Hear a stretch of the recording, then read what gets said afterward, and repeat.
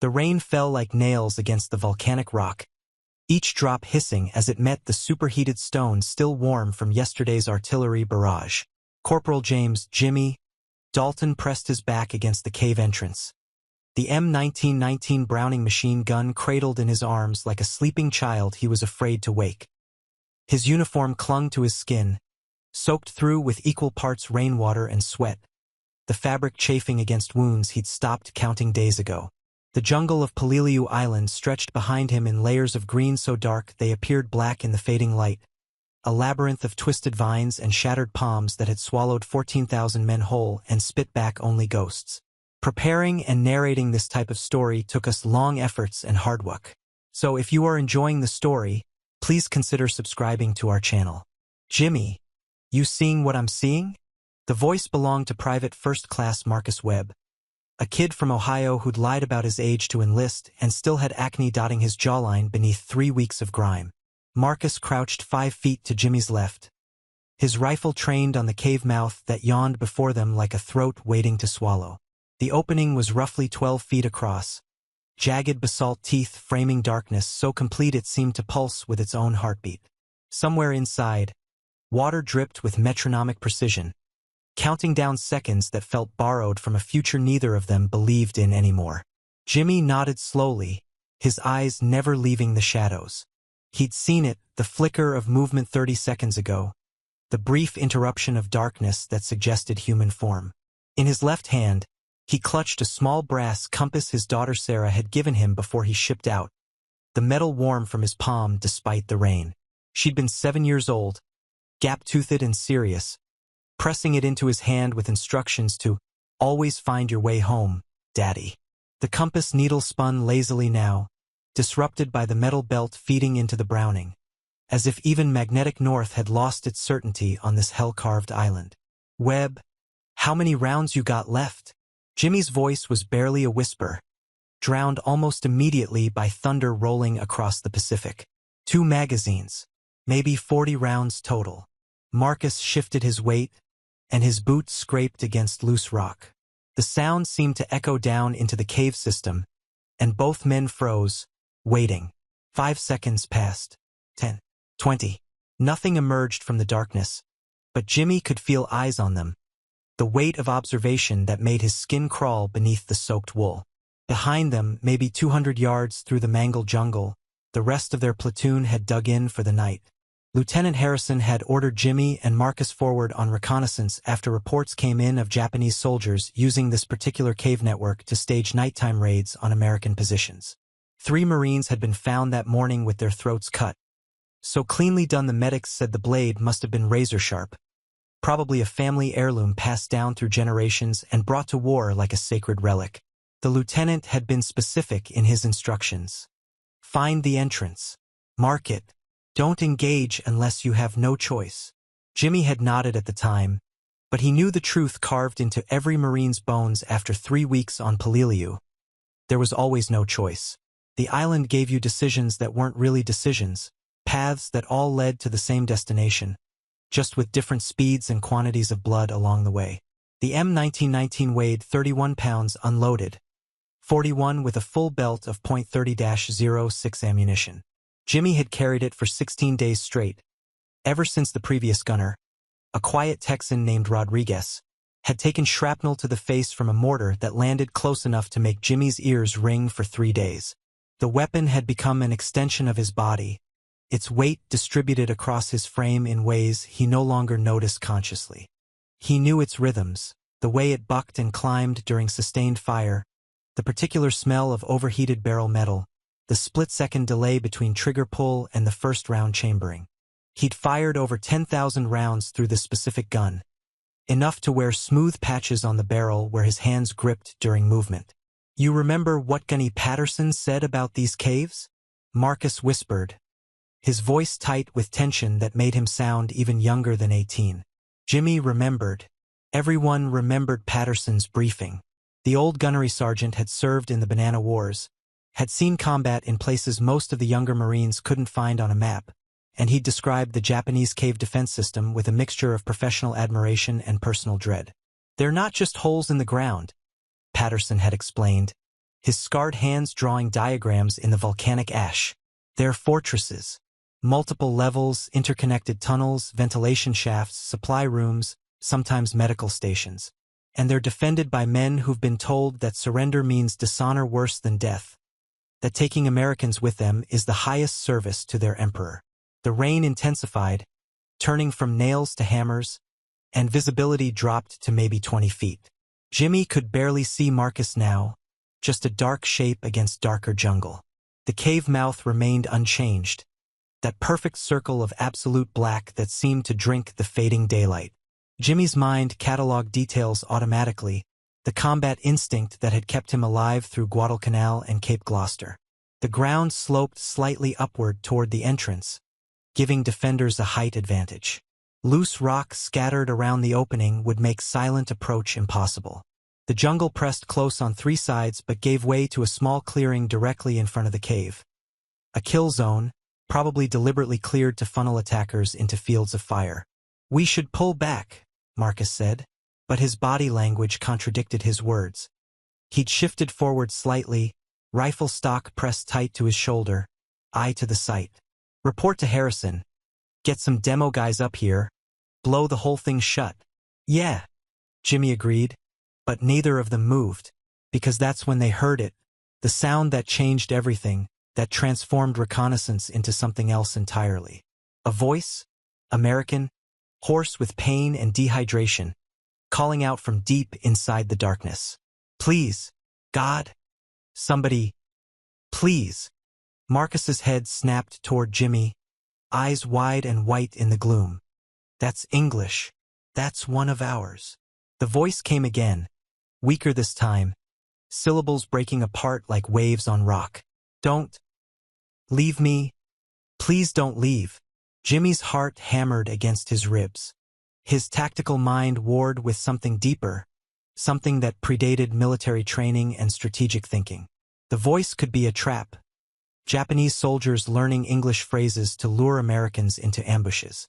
Intelligence had briefed them on exactly that tactic. But the pain in those words sounded genuine, carried notes of suffering that seemed impossible to fake. And if there was even a chance, even the smallest possibility that an American Marine was alive in that darkness, bleeding out while calling for help, that would never come. "It's a trap," Marcus said, but his voice held a question. "Probably," Jimmy replied, adjusting his grip on the Browning. The brass compass pressed against his palm, and he thought of Sarah, of the promise implied in her gift. Find your way home. But some roads home led straight through hell first, required detours into darkness before emerging into light. The voice called out again, and this time Jimmy heard specific words that made his blood freeze. "Tell my mom. Tell Carol I loved her. Tell my daughter, a daughter, real or fabricated, bait or genuine." The words hung in the humid air, mixing with cordite residue and the smell of decomposing vegetation. Jimmy made a decision that wasn't really a decision, the kind Peleliu forced on men until they stopped being men and became something else, something capable of functioning in circumstances that would break civilians into useless fragments. "Cover the entrance," Jimmy said, rising to a crouch. "I'm going in 10 feet, just far enough to see. If it's a trap, if anything comes out of that cave that isn't me or a Marine I'm carrying, you light it up. Everything you've got. Don't hesitate, don't think, just fire." "Jimmy, this is insane." "I know, but we're doing it anyway." Jimmy checked the ammunition belt feeding into the Browning, confirmed the first round was properly seated. His hands moved with automatic precision born from endless repetition, muscle memory that bypassed conscious thought. "If I'm not out in 2 minutes, you get back to Harrison. Tell him what we heard. Let him decide." Marcus swore quietly, a long string of profanity that would have made their chaplain weep. 2 minutes. Not 1 second more. Jimmy moved forward, each step carefully placed to minimize sound. The loose rock shifted beneath his boots despite his caution, small stones clicking together like dice in a cup. The rain masked some noise but not all, and he felt hideously exposed crossing those 15 feet to the cave entrance. The Browning was heavy in his arms, barrel angled slightly downward, ready to lift and fire in a fraction of a second. His finger rested alongside the trigger guard, not quite touching the trigger itself. Patterson's training drilled into him until it became reflex. Premature fire gets you killed just as dead as hesitation, the gunny had said. The cave mouth loomed larger with each step, and Jimmy's night vision began adjusting to the transition from twilight to total darkness. The entrance was even larger than it had appeared from distance, easily 15 feet high at the center, wide enough to drive a truck through if the jungle hadn't been in the way. Water streamed down the interior walls, and the temperature dropped noticeably as Jimmy crossed the threshold. The air tasted different here, stale, heavy with minerals and something organic that suggested the caves had been occupied for weeks or months. "Hello," Jimmy called softly, voice barely above a whisper. "American Marine. Where are you?" No response. The dripping water continued its rhythm, now joined by what might have been breathing or might have been wind moving through unseen passages. Jimmy's eyes adjusted further, and he could make out the cave's interior extending backward and downward, the floor sloping into depths he couldn't gauge. Shapes emerged from the darkness, support timbers, Japanese construction probably, bracing the natural rock. Storage crates stacked against one wall. What looked like sleeping mats rolled and tied with rope. "Can you hear me?" Jimmy tried again, taking another step forward. He was maybe 8 feet inside now, far enough that the entrance behind him seemed impossibly distant, a gray rectangle of fading light that represented everything safe and known. "If you're American, make some noise. Let me find you." That's when he heard it again, the voice, but from a different direction than before. Not deeper in the cave as he'd expected, but off to his right, where a side tunnel branched from the main passage. "Here. I'm here." Jimmy turned toward the sound, the Browning swinging with him, and his boots struck something that wasn't rock. Something softer, yielding. He looked down and saw the bodies. 3 of them, Japanese soldiers, still warm, throats cut with the same precision as the Americans found that morning. Blood pooled beneath them, black in the darkness, so fresh it hadn't yet begun to coagulate. The tactical situation crystallized in Jimmy's mind with perfect, terrible clarity. This wasn't a trap for 1 or 2 Americans. This was an ambush for whoever came investigating. The voice was bait, yes, but not Japanese imitation. They'd captured an American, kept him alive just long enough to use his voice, probably tortured him until he'd make the right sounds. And they'd positioned themselves not in the obvious location, deeper in the cave, but in the side passages, where they'd have crossfire on anyone who entered. Jimmy's body reacted before his conscious mind finished processing. He dropped to one knee, bringing the Browning up as shadows detached from shadows, human shapes emerging from the side tunnel with rifle muzzles already tracking toward him.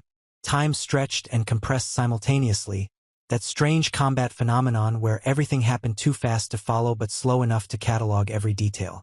He saw 6 men, possibly 8, silhouettes against lesser darkness. He saw the distinctive length of Arisaka rifles, the glint of fixed bayonets.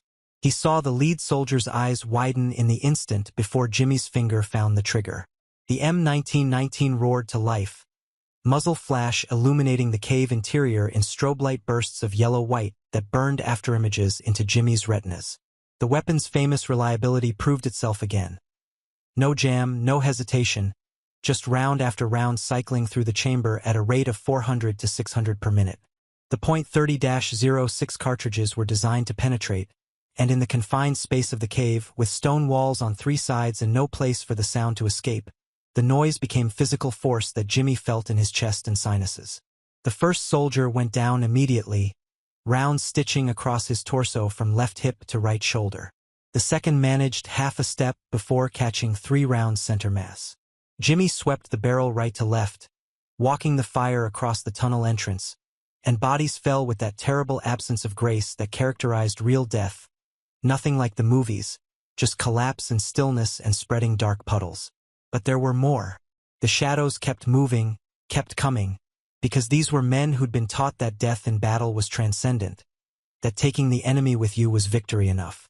Jimmy saw a grenade tumbling through the air, its pin already pulled, and he threw himself backward, rolled behind a natural rock formation as the explosion turned the cave into a percussion instrument that rang notes no human ear was designed to hear.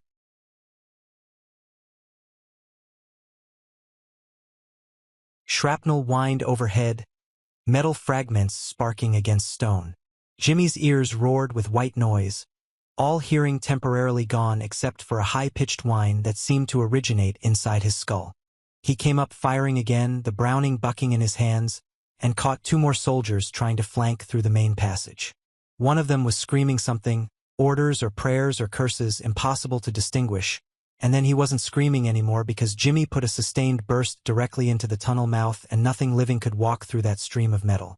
The ammunition belt feeding into the Browning grew hot, then hotter, the brass casings ejecting in a golden arc that landed hissing in the pools of water collecting on the cave floor. Jimmy had fired maybe 80 rounds, a third of his total supply, and for the first time in the engagement he allowed himself to think about what came after. How many more were in the caves? How deep did the tunnels go? Was Marcus still covering the entrance, or had he been forced to fall back? The answer came in the form of Marcus's rifle cracking from outside, single shots spaced 3 seconds apart, the rhythm of aimed fire rather than panic. Someone, or multiple someones, was trying to exit the cave, probably attempting to flank around and hit the Americans from behind. Jimmy pushed to his feet, legs shaky from adrenaline dump and the grenade's concussive force. His head swam, and he tasted blood in his mouth, probably from biting his tongue during the explosion. "Webb!" he shouted, though he couldn't hear his own voice. "Pulling out! Cover me!" Jimmy moved backward toward the entrance. The Browning still pointed into the cave's depths. Movement flickered in the shadows. How many more were there? The intelligence reports had suggested squad-sized elements, 8 to 12 men, but Jimmy had already engaged at least that many. Either the intel was wrong or multiple squads had consolidated into this position. Neither option was comforting. He reached the cave mouth and the rain hit him like a slap, cool and clean after the mineral-heavy air inside. Marcus was 30 feet away, firing controlled bursts into the jungle to their left, where at least 3 Japanese soldiers had attempted to circle around. One lay motionless in the undergrowth. The other 2 had gone to ground, returning fire in sporadic bursts that suggested they were conserving ammunition or dealing with wounded.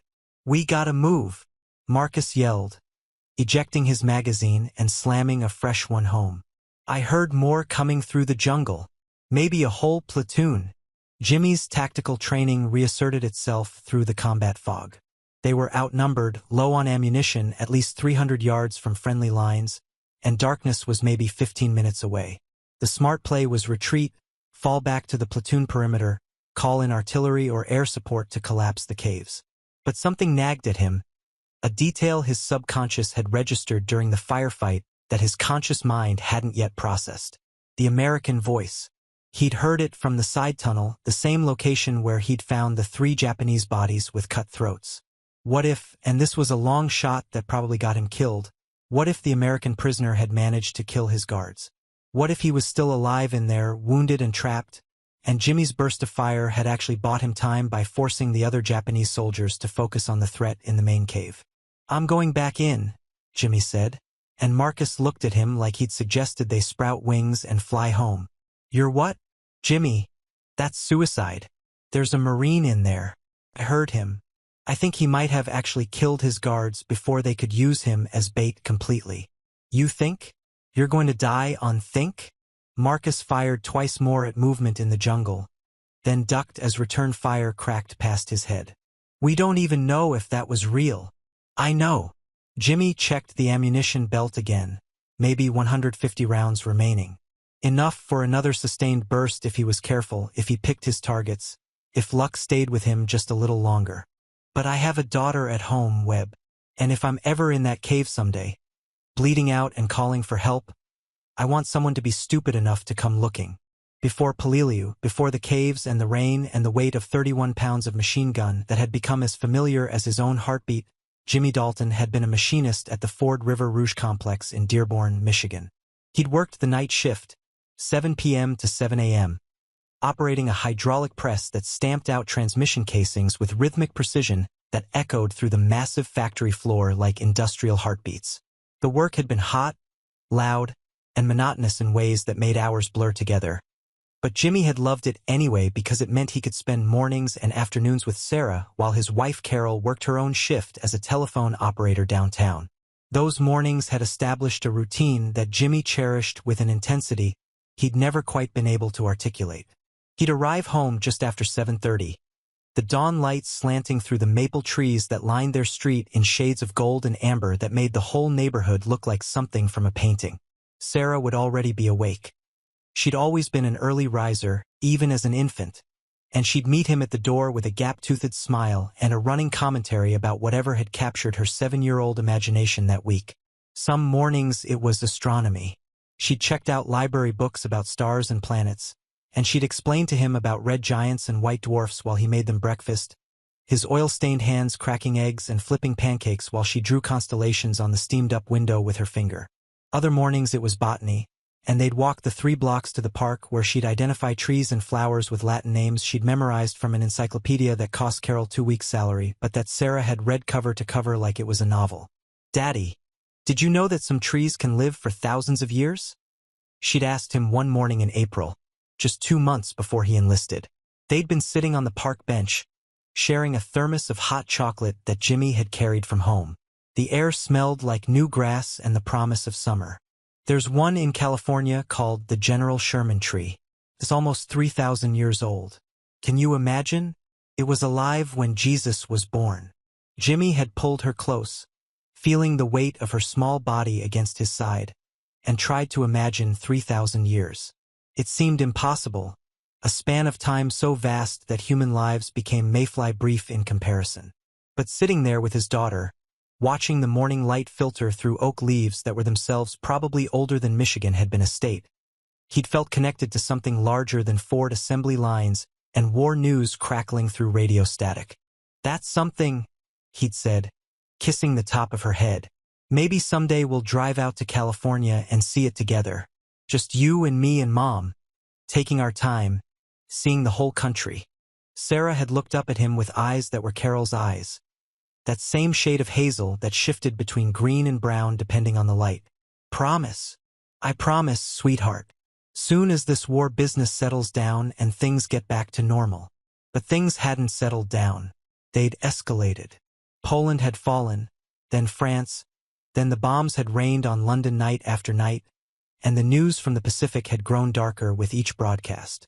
Jimmy had watched his neighbors' sons enlisting or getting drafted, had seen the Gold Star service flags appearing in windows up and down his street, each one representing a family's worst nightmare made manifest. He'd held out longer than most. He had a deferment essential war work at Ford which had shifted production from automobiles to tanks and aircraft engines. He could have sat out the entire war stamping transmission casings and coming home to Sarah's morning lectures about botany and astronomy. But something had gnawed at him, a feeling he couldn't quite name but that grew stronger every time he saw Carol's expression when they listened to the news. Every time Sarah asked why Mr. Henderson's son wasn't coming home for Christmas. Every time he caught his reflection in the factory floor's polished concrete and wondered what kind of man let others fight while he stayed safe. The decision to enlist had come on a Tuesday in June, after a shift where Jimmy had stamped out 3,000 transmission casings and contemplated the mathematics of war. 3,000 casings meant roughly 1,500 tanks, assuming 2 transmissions per vehicle and accounting for spare parts. 1,500 tanks at roughly 5 crew members each meant 7,500 men whose survival might depend on whether Jimmy had stamped that casing correctly, whether the metal had been heat-treated to the right hardness, whether the tolerances were within specification.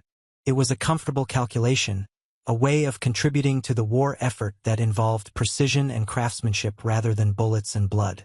But it was also, Jimmy had admitted to himself in a moment of painful honesty, a way of lying to his conscience. Because someone had to pull the trigger. Someone had to wade through the jungles and storm the beaches and clear the bunkers one terrible yard at a time.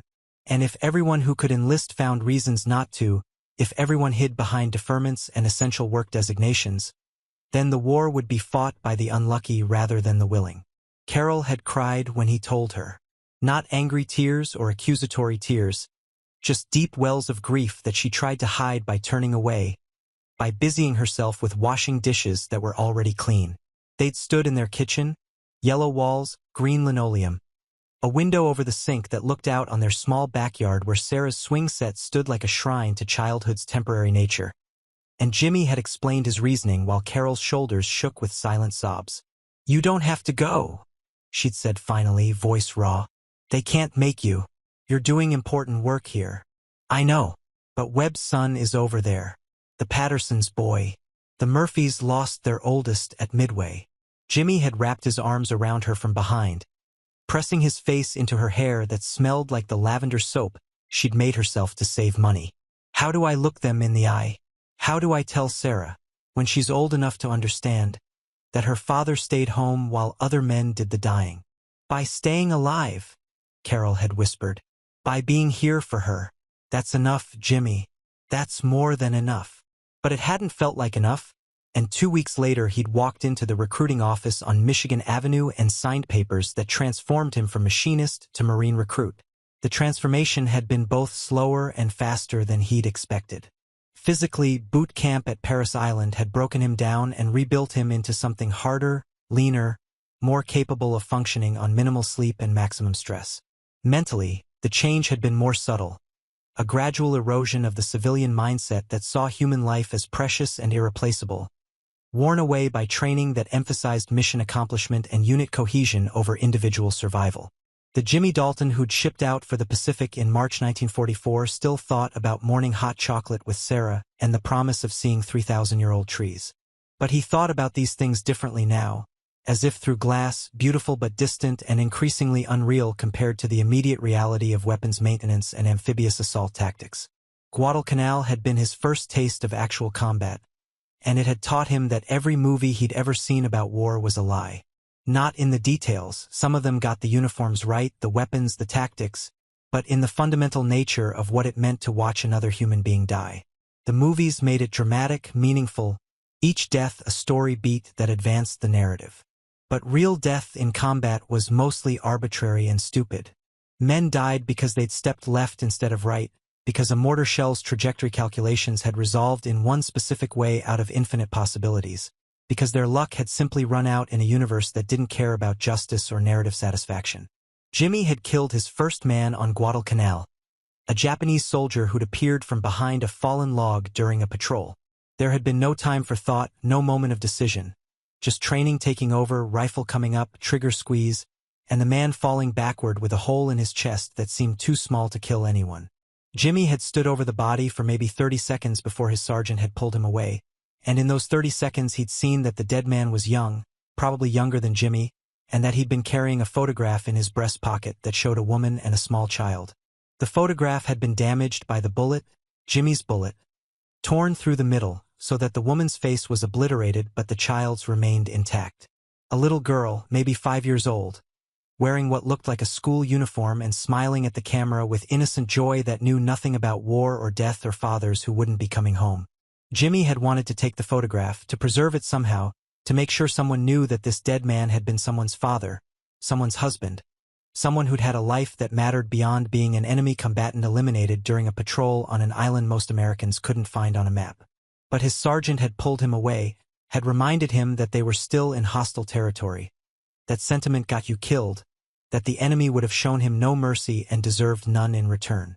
So Jimmy had left the photograph there, watched it get trampled by the boots of the patrol moving past, watched the rain eventually wash away the blood and blur the child's face into unrecognizable abstraction. That night, back at the company perimeter, Jimmy had written a letter to Carol and Sarah. He tried to explain what he was feeling, tried to articulate the cognitive dissonance of being both protector and destroyer, of fighting to preserve a way of life that celebrated human dignity while engaging in the most fundamentally undignified act humans could perform on each other. But the words had felt inadequate, and eventually he'd crossed out everything except the basic information. He was healthy, the weather was miserable. He missed them both more than words could express. He loved them, he'd be home as soon as possible. He'd never mentioned the Japanese soldier or the torn photograph. Some things, Jimmy had decided, didn't translate from this world to the one Carol and Sarah inhabited. Some experiences existed in a space that language couldn't bridge, that would sound like lies or exaggerations or propaganda if spoken aloud to people who hadn't been there. Cape Gloucester had been worse than Guadalcanal, in ways that had nothing to do with combat intensity and everything to do with accumulated psychological weight. By the time Jimmy had waded ashore in December 1943, he'd killed at least 15 men that he could remember specifically and probably dozens more during sustained firefights where individual targets blurred into mass carnage.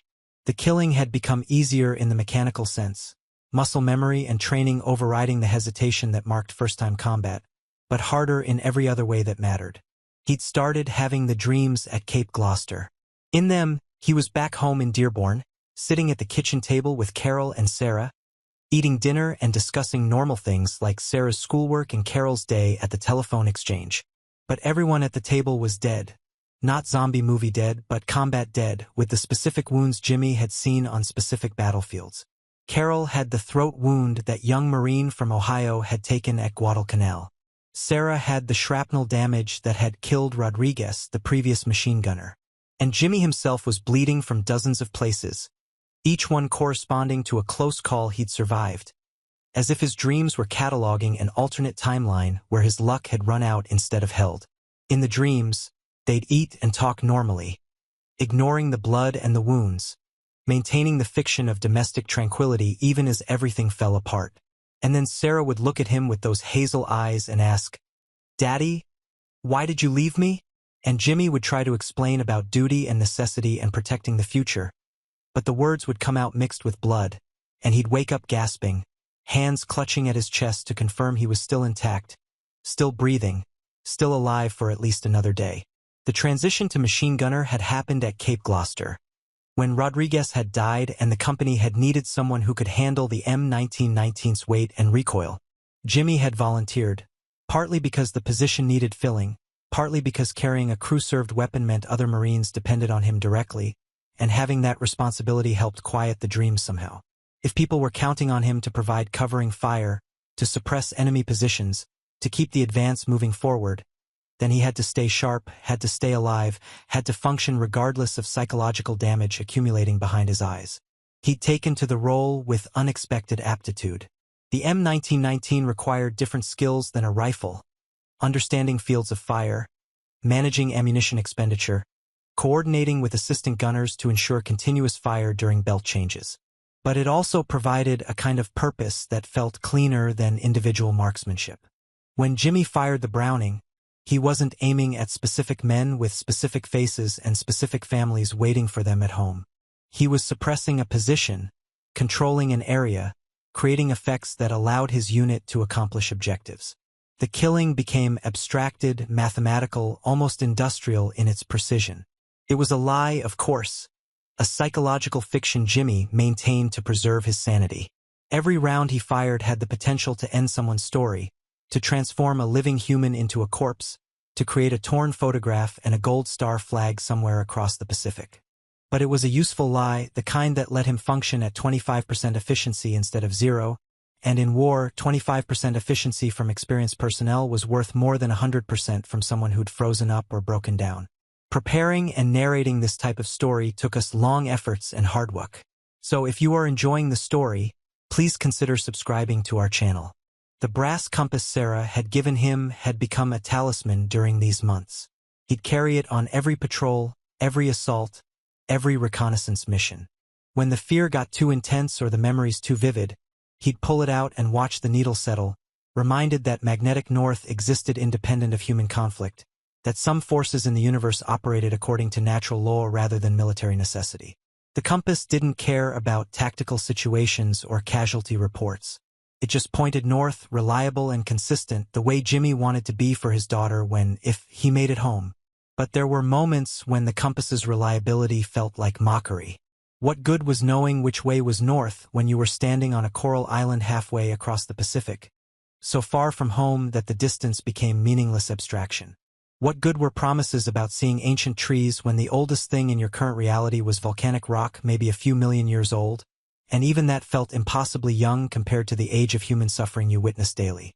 Marcus Webb had joined the platoon before Peleliu, a replacement for casualties taken at Cape Gloucester.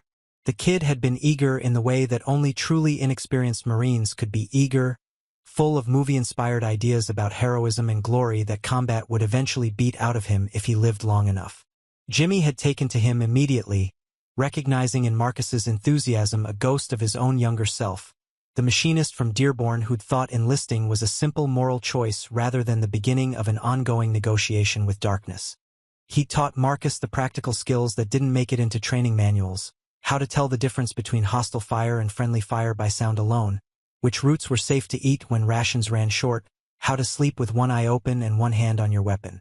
But more than that, Jimmy had tried to model a version of survival that preserved some essential humanity, some connection to the person you'd been before the war and hoped to be again after. "You got people back home?" Jimmy had asked during one quiet evening before Peleliu, when the two of them had drawn watch duty together.